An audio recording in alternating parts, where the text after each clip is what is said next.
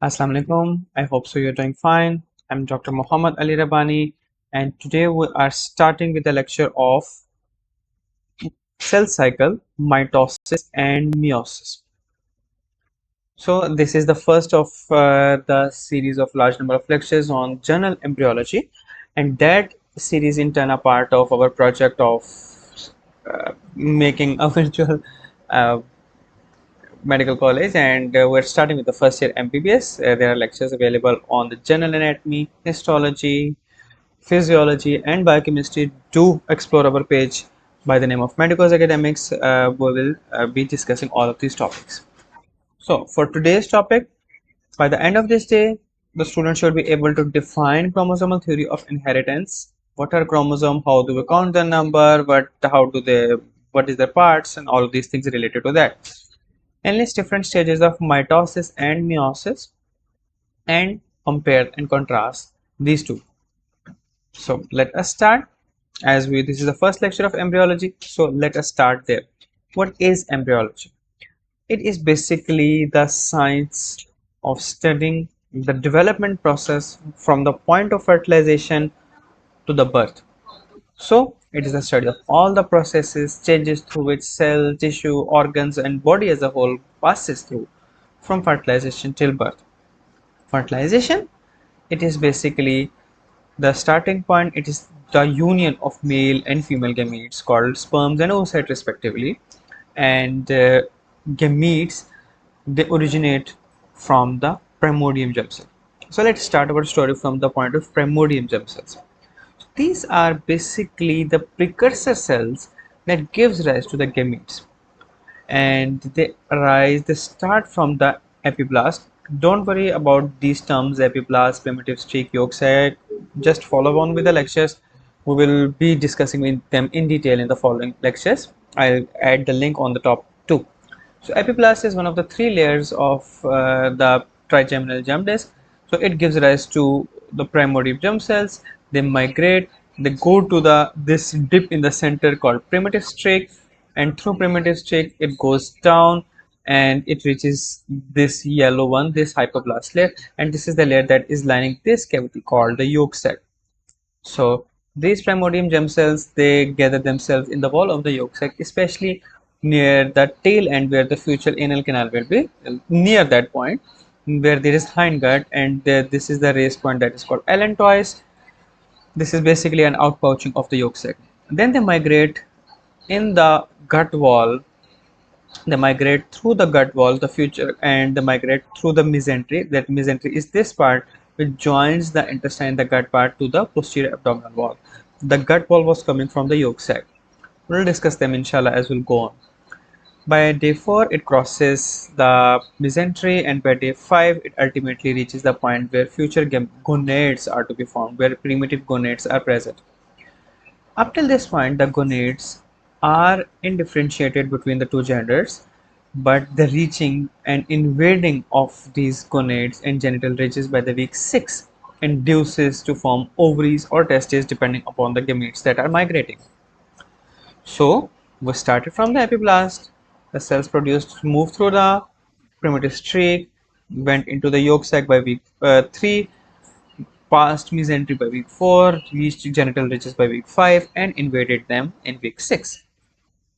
So primordial germ cells, when they reach their destination, they start to increase in number, and they increase in number by division called mitosis. In this, the genetic makeup remains the same. Then, after a certain point, this undergo gametogenesis to form gamete, and this involves two basic processes: the meiosis and cytodifferentiation. Meiosis is the part which reduces the number of chromosomes, plus it adds the variations too. And the cytodifferentiation is that the cell physically, apart from the nucleus, the cell cytoplasm and other things, they mature to attain the different shape responsible for their functions of respective gametes and spermatocytes. So, what is chromosomal theory of inheritance? So, it basically states that genes are located on chromosomes, and so a group of genes are paired or grouped by their presence on one chromosome, and the behavior of chromosome during mitosis and meiosis, where they segregate and they move, explains the Mendelian's law of inheritance. So, traits. These are the physical attributes that are visible and they are determined by genes on the chromosomes. You have about 23,000 genes on 46 chromosomes. 46 chromosomes are basically in presence of 23 pairs. Out of 23 pairs, 22 22 are called autosomes, and these are similar in both genders, and as you can see these chromosomes are similar to one another. They height, they're similar to one another. The last pair is called the sex chromosome pair. It has either XY or in case of males, or XX in case of females.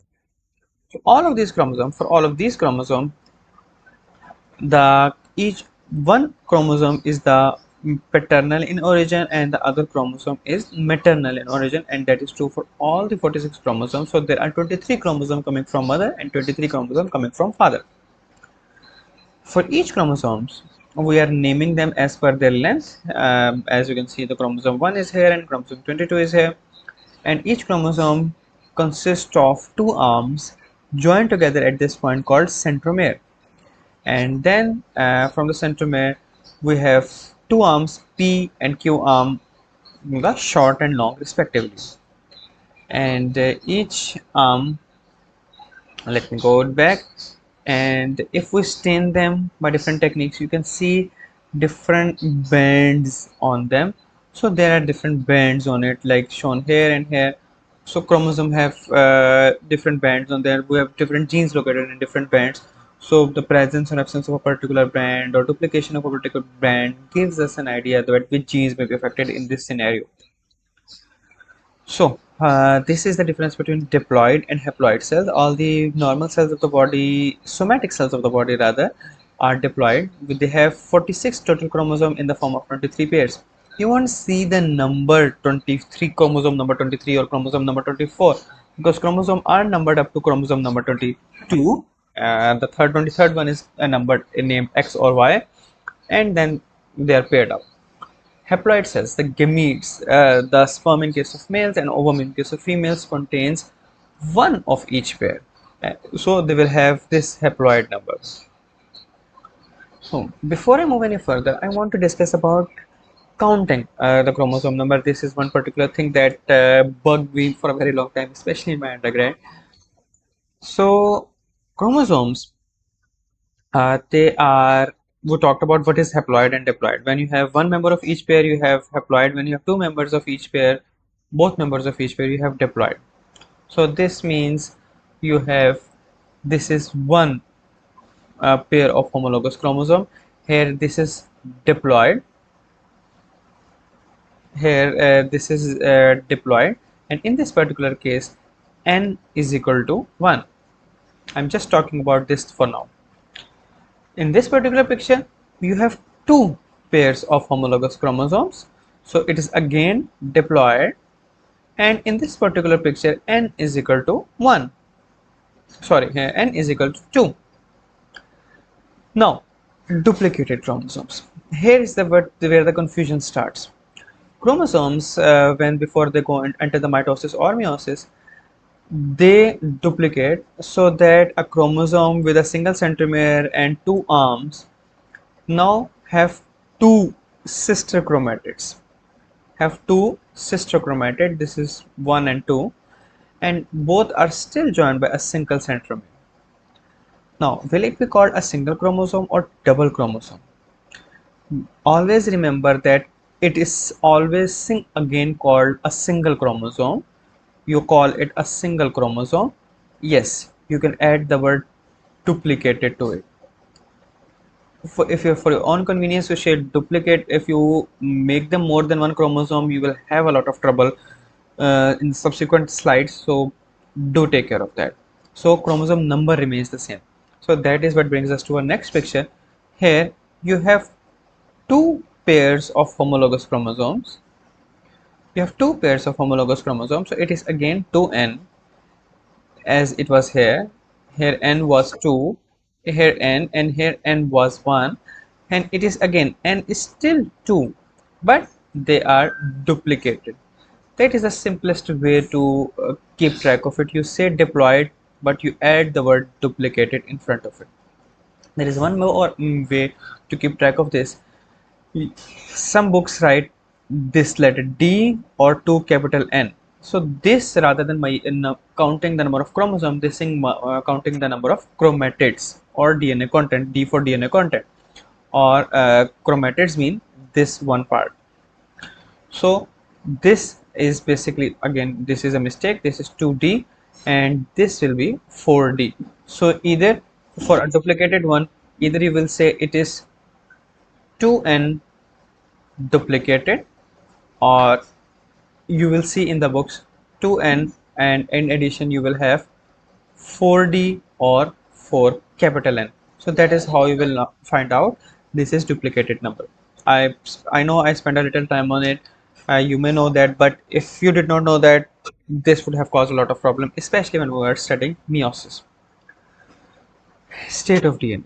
So DNA is a double helix structure. I'm not going into the detail of that. You'll study that in biochemistry, inshallah. So when this is opened up, loosely packed, gene rich and available for transcription, this is called euchromatin. But as it goes through multiple layer of foldings, again I'll refer to histology or biochemistry for that, to go through those lectures. So it folds by a number of ways. You have period of strings, then it condenses, then it further condenses, then it further condenses, and you get the final most condensed form, the familiar picture that we are presented with. This is so tightly packed so that its genes are not exposed and they are transcriptionally inactive. So that part is called heterochromatin. So heterochromatin is a large number of gene material is present as heterochromatin, and it depends upon the activity of the cell that how much of the genetic material is present as euchromatin. Barr body is one of the part of heterochromatin.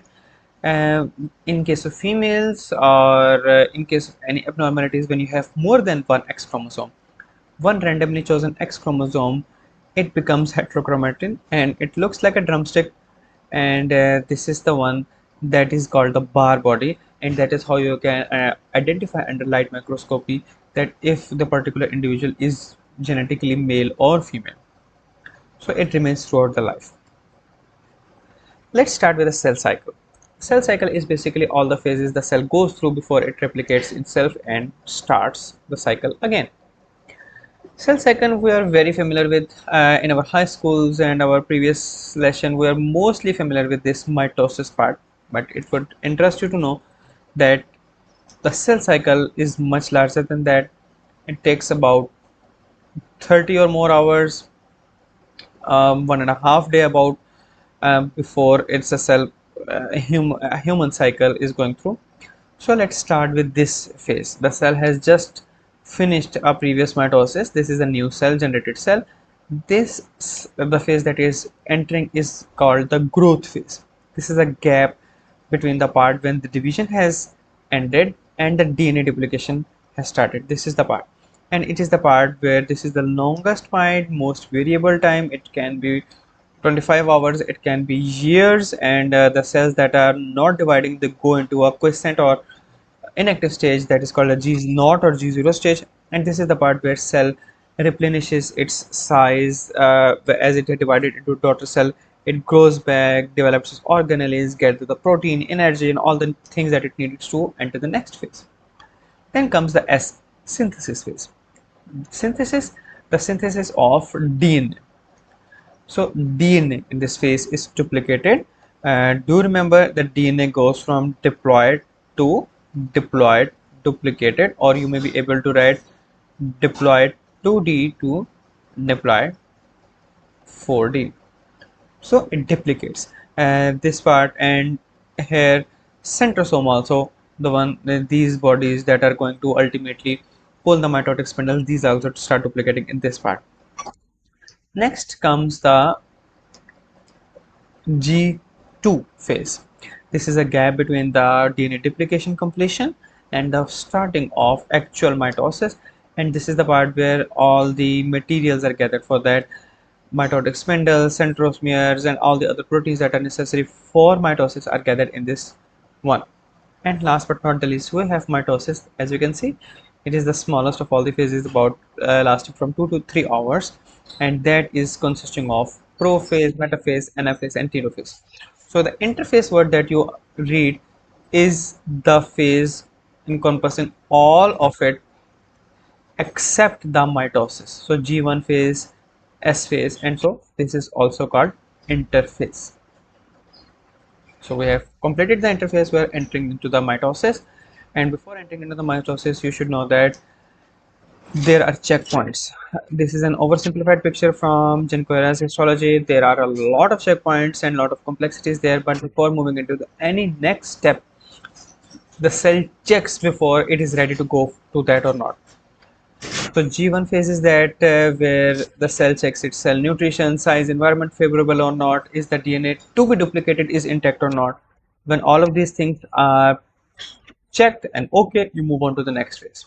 After that, you check on chromatid separation, the DNA intact, mitotic spindle is attached or not.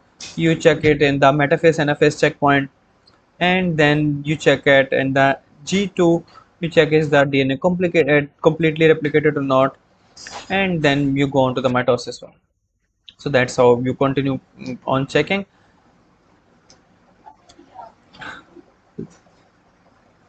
the mitosis. Okay, this will be let me add it to a separate video.